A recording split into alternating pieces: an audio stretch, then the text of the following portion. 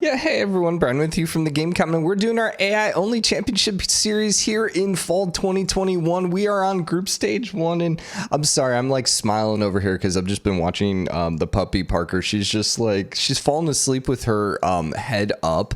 Her eyes are just like slowly fading closed, and my God, she's so freaking cute.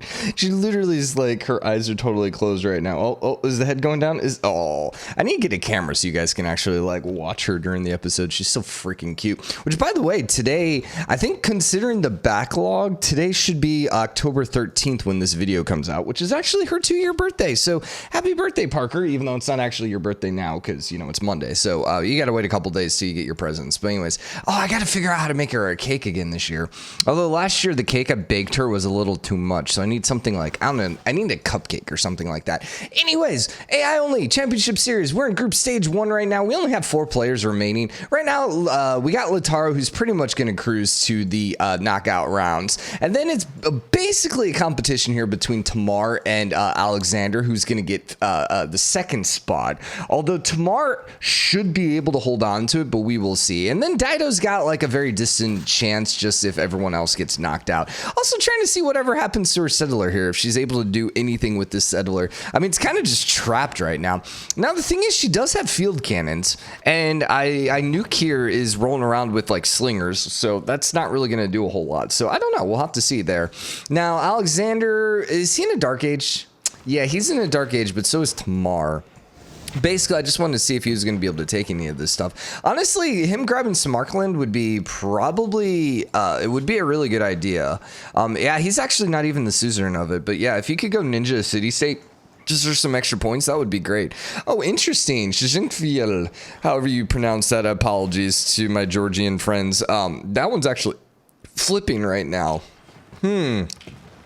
I think it'll be okay, though, because we're almost at the end of the era. So as long as she doesn't get another Dark Age, she should be okay. But, I mean, there is a legit chance here with the Dramatic Ages that she might end up getting knocked out. I mean, we've seen it happen before. So imagine, I'm just going to be honest, if Dido makes it through, that would just be the clutchest, most amazing thing ever. Considering she's gotten, like, so many Dark Ages. Oh, yeah, I totally forgot. So she can't actually lose the last city because of loyalty, because it's on the coast. I totally forgot that was a thing. But shouldn't LPQY have also been on the same coast?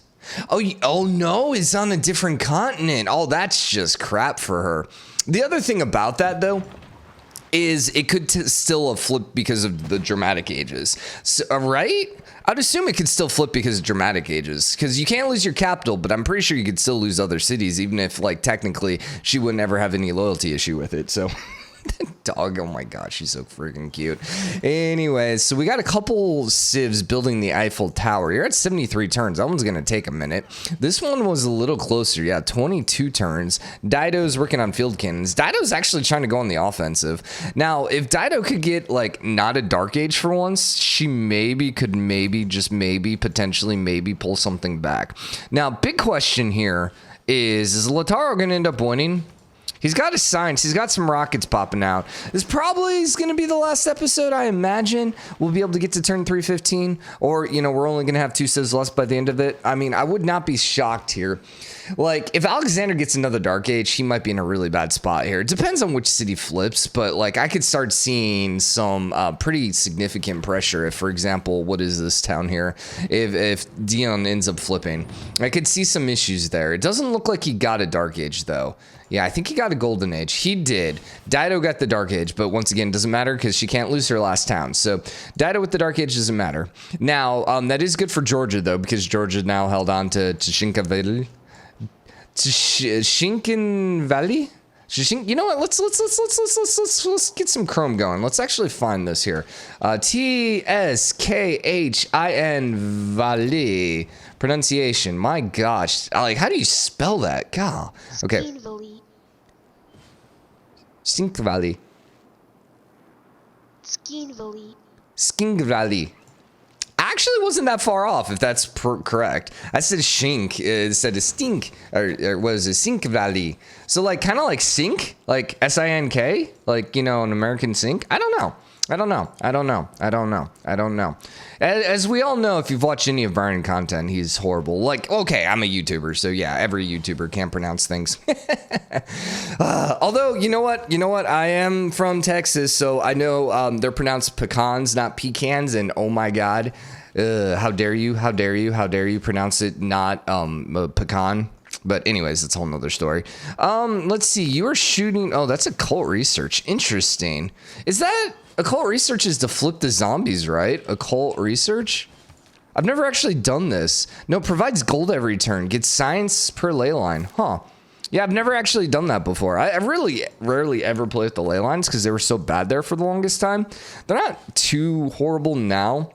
But yeah. All right. So you're rolling around with a bunch of death robots. I don't know if you are at war with anyone. I don't think you are. No, and you're actually friendly now with Alexander. Now, he has started taking some of the towns back. I didn't even notice over here. But yeah, he grabbed some of Pachacuti's land. So good for him. Good for him. Alexander's got a bunch of ironclads, but has not enough coal to actually support the ironclads. And he might actually be putting the city over here again, like we hoped a while. Like we hoped that was going to happen a while ago. Nope, he decided to move the settler away again. What are you doing, bud?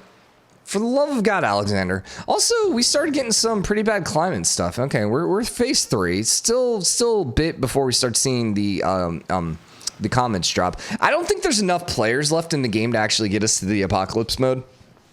Generally, you need a few more players in the game to actually cause enough pollution for that to happen. So the fact that like so many are just like free cities now, I think it's going to be fairly safe. Dude, he's just like moving his settler in and out. Like, is he afraid of Dido's field cannon or something? Like, I'm not entirely sure. No, like they're not like at war. They're actually friendly. So I have no idea what's going on. Dido's still rolling around too with her settler stuck in the mountain range. Oh, yeah, the AI, man. The AI is just fun. Just fun. Which, by the way, I did briefly look. I still got to spend some more time going through the XML files. The problem is, crap, of course, this ended up sucking.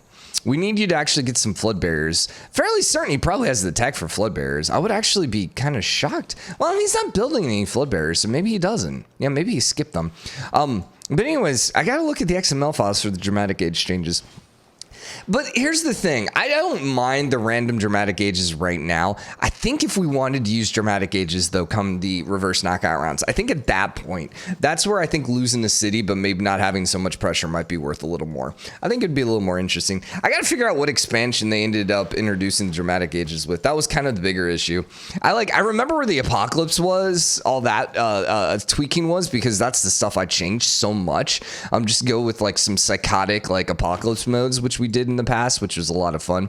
But that was all with the Mayan expansion pack. So like I had that one memorized. It was like, oh, I know what's over here. Interesting. So are you at war with Smartland as well? What's going on over here? You're at war with Mapuche. So Mapuche is actually the one trying to take it. Interesting. Doesn't really affect anything right now, but that's okay. So we don't need their final score. We just need to know who's in first and second place come turn 315. Question is, do we want to end it at 315 or do we go for 316? I probably should go for 316 just to double check. Yeah, we'll probably end up like actually going on turn 316, but let's be honest, it's not going to be that big of a difference. Like, I don't think... I mean, Tamar's almost 100 points ahead now. Actually, yeah, almost 100 points ahead. So Tamar's starting to flex her muscles, which we figured was going to happen. It took her a little longer than expected, but like just being able to get all this land over here, that's just basically just gonna really just kind of like keep Alexander from being able to do anything, unless of course Alexander decides to start settling. But at this point it might be too late. I mean, there's only 50 turns to go. The bigger thing that needs to happen right now is Alexander needs a gold age and Tamar dark age for him to have any chance of coming back. Now, the zombies sieging the city down is interesting. Would they be able to destroy the city? I'm going to go ahead and say probably not. Yeah, definitely not. Definitely not. When they made the zombie mode, they didn't really make the zombie mode with deity level in mind. So, yeah, the zombies just don't quite stay strong enough long term. Now, this is actually a really good thing for Alexander, because SmartCline's going to flip, and it's probably going to end up flipping to Alexander. Well, I mean, it will flip to Alexander, unless he decides to release it as a city-state or something like that. Now, the bigger issue, though, is if Lautaro ends up going on the offensive and starts conquering some of Alexander's land. At that point, then, it's probably GG at this point. Or at that point. Although, man, I'm still holding out for Dido, man. I'm still holding out for Dido. She definitely gets an award for, you know, held out longer than anyone should have been able to. But then again, it also makes sense because she can't lose loyalty. But, you know, whatever. So you are still shooting off. No, you're doing nukes. I feel like he switched to, from scientific, I feel like he switched to going for military victory. Because he's definitely, at this point, not really shooting rockets off. Shoot, not entirely sure what happened there, and he still only has the 2, so he's not even started the 3rd one. He would be able to just walk over Alexander. I mean, look at this, 67 garrison defense strength against the death orbit. Like, oh my god, he would just seriously just like take the town in a couple hits, man. You're still doing occult research. You're doing a lot of occult research. I wonder why. Yeah, I wonder what the AI is thinking with the occult research. Actually, that's a really good question. I wonder how the AI determines what it should do and what it shouldn't do. Like, is it like a random value assigned? So, like, for example, if there's 10 things the city can build, is it just like, let's just roll a 1 to 10, a D10 and see what you end up deciding to build? Or is there like actually some preference like, hey, we want to grow the city, therefore let's build all the food buildings first. But then what do they do if there's no food buildings, you know? That's the things I'm not entirely sure how the AI worked. It's one of those things that probably should actually, and you know what? I think when Civ 7 comes out, we'll probably spend a lot of time actually digging into the AI. At this point in the game, like, I know how to abuse the AI enough. I don't really need to know how to learn the AI. Like, I don't really need to, like, look into the AI and see how they decide things, you know? Because, like, I can win pretty easily most games against the AI. Even when they get a crazy, stupid lead, like that last campaign we played, freaking Australia. And we had to come back from some pretty far down. That was a nice little challenge, though. So Lautaro with the 700-point lead right now. Insane, dude. Tamar is getting close to a 150-point lead. Alexander just attacked something. I didn't see who he actually attacked. He's still not... yeah, it must have been... I don't know who he attacked. I swear I saw that unit actually go attack something. Which, by the way, the Ironclad's at an 87. You're at a 120. Yeah, so you're still going to get absolutely destroyed. I'm trying to remember. So 14... So a combat, so if you don't know how combat works in the game, it's based on the difference between the combat strength. So if I recall correctly, a 14 was like a 2-hit range and wasn't 30 like a 1-hit range. Also, what the hell happened here? Did Alexander end up throwing down a town and then get it conquered? Or did she come up here and settle that city? Okay, Ani, city, Georgia. Okay, no, she actually ended up coming and settling that city. Another city that could potentially end up in Alexander. Also, oh my gosh, still full loyalty here. How is he managing that, man? It's kind of crazy, dude. Kind of crazy. I suppose if he gets a Dark Age, you know, that would flip, but all right, well, it's not looking good for Alexander. And actually, this is going over to freaking Mapuche. That's just hilarious. How does Mapuche have that much influence up here? I mean, I know he gets it with the adjacent governors, but oh my gosh, dude, I didn't realize how powerful that was. Huh. It's been a long time since I played Mapuche. I wonder if I actually even played him a second time. Yeah, it's like since they ended up adding the Hall of Fame, I don't know if I've ever played as Mapuche. Interesting. We never really gave him a fair shake. Just because, like, when he came out, he was fine, but he wasn't, like, a super powerful civ that I was like, oh, my God, I must play as. So he's just going around town conquering all the city-states. Akkad, I assume he must be Suzernov then. No, Tamar is. Interesting. So the one city-state that's actually right next to you, you're like, nah. I think he has, you know, he's low on uranium, so all these guys aren't actually at full combat strength. So they're technically not at 120. They're a little lower than that, but Nolindia is still going to end up falling next turn. This is a big era right here. This is the final era that they're going to end up hitting. So depending on what everyone hits, like, this is going to be like essentially Alexander's last chance to come back. Like, he's now almost 200 points down. So he needs Georgia to have a Dark Age, number one. Well, he also... actually, probably more than anything, he really needs Mapuche to have a Dark Age. Like, if Mapuche gets a Dark Age and loons Samarkand before he ends up conquering Nolindia, and then he conquers Nolindia next era, That would probably be ideal. But then the thing is, Alexander needs to actually have both of these like in his possession before the end of the game, which right now we're what, like 20 turns? So yeah, I don't know. He's only going to have like 14 turns, 13 turns. So it's probably too late for Alexander, which I got to give credit to him, dude. Alexander, I mean, he had an okay start up here being very protective, and he ended up grabbing most of his crap back. I mean, he got his butt kicked pretty hard there against Persia and still managed to, you know, make it a game. And the thing is, he shouldn't have been able to make it a game. I honestly think that's just Tamar just sucking. Like, Tamar should have easily, like, Tamar should have been Mapuche level. And I think that's probably the difference between the civs right there, is you can see how good Mapuche is, because Mapuche, in my opinion, is one of the better AIs. Mapuche has always been super strong. And you can see, based on the score, he's done a really good job. Tamar, I don't know, has ever made it to the knockout rounds. And you can tell that she's not one of the better AIs, because even with a huge benefit, a huge bonus, a huge starting location, she's still kind of struggled, man. So, anyways, so that means from group stage 1 here, it looks like we're going to end up having Lautaro and Tamar popping out, which means then tomorrow we're going to go ahead and start with group stage 2. This is World Congress, new era in 3 turns. We are 14 turns away from the end of the game. Nolandia ended up never flipping. Interesting. Is it just a lack of uranium? Are you guys doing that little of a damage now? We got to like keep an eye here on Mapuche. I think he's just doing that little damage right now. Yeah, he's only doing like 9 damage. That's not really a whole lot. Interesting. Georgia with the anti-air guns. Very helpful, considering there's literally no one with anti-air. All right, Georgia got the Dark Age. But so did Alexander. Yep. Oh, hey, Dido. Dido with the Golden Age. Probably a bit too late there, but Dido finally got her Golden Age. And she actually has 2 towns now. Man, she's making a comeback. She is making a comeback. But yeah, having a Dark Age over here means he's never going to be able to grab anything. So that's essentially GG now for Alexander. Tamar is almost 200 points up still. And like, the thing is, she's not going to lose anything else, right? Bajormi is flipping. Bajormi?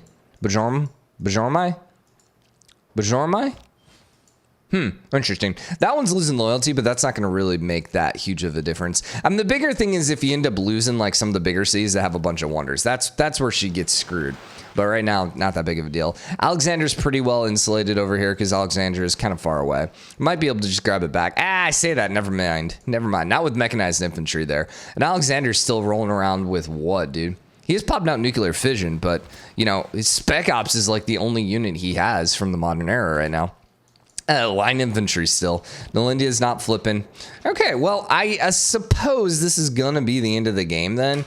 We will go another 9 turns, I suppose. But let's see who the next group stage is while this is going on in the background. So next group, we have Shaka. We have Simon Bolivar. We have Rome. We have Montezuma. We have Nubia. We have Korea. We have Scotland. And we have Kublai Khan, but the China Kublai Khan. That's a very interesting group because there's a lot of aggression in that group, a whole lot of aggression in that group. So we're gonna have a very interesting game on that one. I'm excited to see what ends up happening with that. So that will be entertaining. For now, this means that Tamar and so just to reiterate, Tamar and Lautaro are going to end up making it to our second chance round. The other 6 civs aren't officially eliminated yet. They'll get one more chance in the second chance rounds. I don't know. Maybe we want to do like double second chance rounds. Give everyone a third chance. I don't know. Maybe it's just like 1 out of every group. And then we do it. See, I love the idea of just doing 2 out of every group because I feel like there's always one civ that just like gets a good start and just kind of like schools and just absolutely dominates. And so I always feel like it's nice to have 2 because I feel like that second spot always has a lot more competition than the first spot. So that's why I've always enjoyed doing it. Which, by the way, Alexander did come settle over there. But the fact that he never ended up settling over here, I think really screwed him. If about 100 years ago, when we first saw him have a settler over here, if he would have thrown a settler on this continent, I think he legitimately could have had a good chance of coming back. I really, really do. He also had the opportunity to grab both of these city-states and just never really did it. I mean, the thing is, Alexander had his early war, like Alexander's best time for war is going to be fairly early in the game where he gets both of his unique units. And the irony is he actually had a war at that time against Persia, but then he got his butt kicked against Persia, which is just kind of hilarious. I think out of every civ in the game, I think Persia was the one that probably got screwed the most, just because he had a really good start and then he just died. And then he just ceased to exist. China never really had much of anything. Pachacuti never really had much of anything. Mongolia ended up, losing to Dido and then got conquered by Georgia, and it was just kind of GG at that point. So, yeah. All right, now it's officially turn. And so unless Alexander can get like 300 points this turn, I'm pretty sure that we are looking at Lautaro and Tamar. There you go. So congratulations to Lautaro. Congratulations to Tamar and Georgia. You two are officially into the knockout round. So those will be our first two. I should actually pull up that list. I need to actually write these down so I don't forget them. But yeah, so tomorrow we will be back with another group stage. Like I mentioned in group stage 2. Oh, this is last year's. Yeah. Actually, okay. So last year, this is the second chance round. It's just second chance round. Never mind. I was going to bring up whoever made it to the finals, but I don't know I had that last year. And this is the original groups. Is this the finals?